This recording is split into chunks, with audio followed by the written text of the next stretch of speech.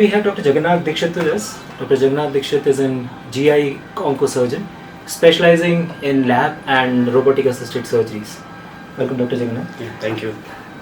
So sir, first question which comes to, I believe, everybody's mind is about, when we talk about your specialty, the GI cancers, about colorectal cancers.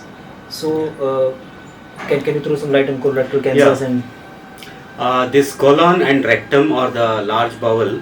So the colon starts from the the appendix, the ileocecal junction, and almost extends. It is called, we take it as ascending colon, transverse colon, descending, and comes the sigmoid and the rectum and the anal canal. So this anal canal is a different anatomy and different type of tumors comes.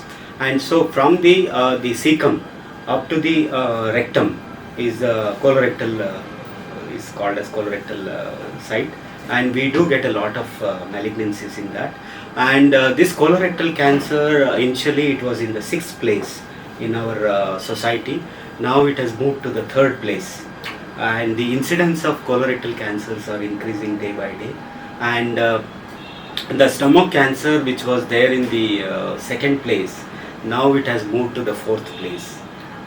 Probably this incidence is related to various factors in our lifestyle, and the overall as per the ICMR, the incidence we see around 68,000 cases annually, and the numbers are going to increase further. That's really alarming. So what kind of age group in your practice do you see the patients who come to you with colorectal cancer? Yeah. Normally we see above 50 years, which is a common age group, but overall the median age is pushed to 70 years. And if we see anybody less than 45, there can be more aggressive type of cancer and more of a bad histology, signet ring cell type of malignancy. What are the screening tools today we have for screening the colorectal cancers? The gold standard screening method is the colonoscopy, which is a fiber optic equipment which attached to the camera, and in this we can reach up to the terminal part of the large colon, that is a cecum, and we can look at the polyps, and we can take a biopsy from the lesion, and then we will confirm the diagnosis with the histopathological examination. If the polyps are few, probably we can do a polypectomy, and if these polyps are ulcerated and if it is a malignant one, then we will subject for histopathological examination. Okay. So we understand early screening is important, and you have stressed upon that early screening improves the survival, improves the chances of disease being managed better. What are the treatment advances we have today in colorectal cancer space? So coming to the treatment, it all depends on the stage of the cancer.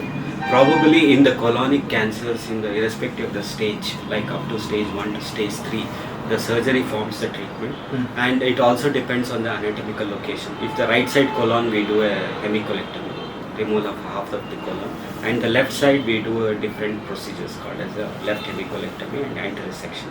So coming to the rectum, where the sphincter is the most important component thing, and especially the lesions which are located at 3 to 5 centimeters, we do, for these lesions, to do the surgery, we do the robotic technology, because especially the robotic technology in a rigid bony pelvis, especially in a male patient with a narrow pelvis, probably this 3D imaging and with better instrumentation, it's a very useful management with robotic.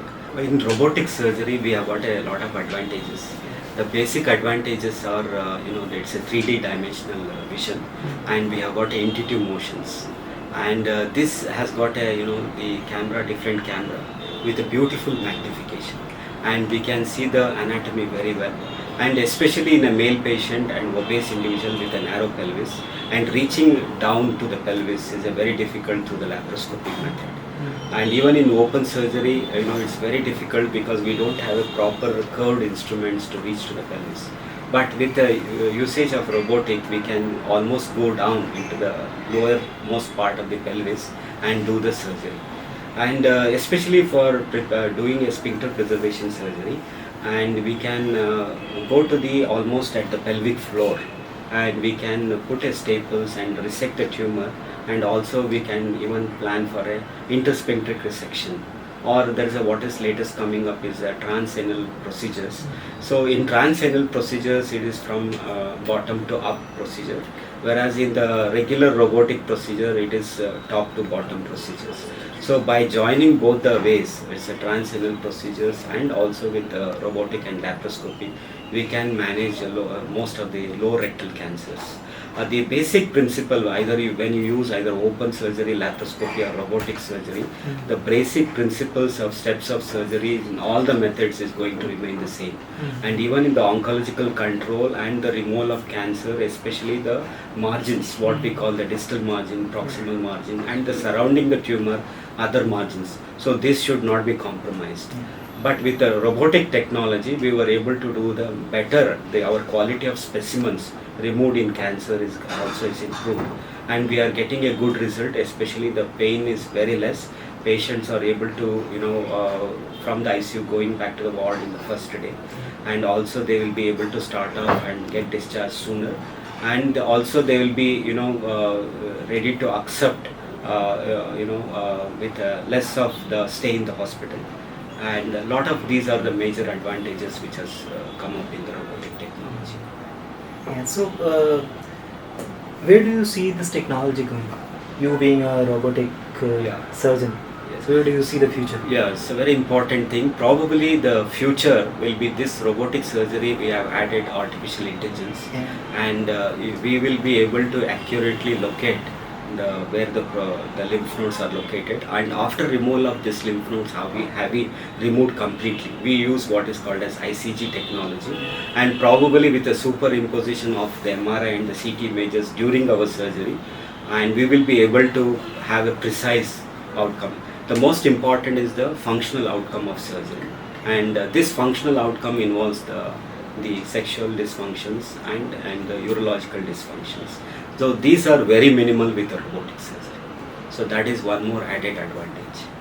That's wonderful. Hopefully, the future will see better, patient compliance and better quality of life. Thank you so much, sir. Thank you. Thank you so much for the information. I'm very sure that the listeners, our viewers, will definitely get benefited with this information. Guys, if you have any further comments, any further queries, please don't forget to write in the comment box below. Thank you so much. Thank you.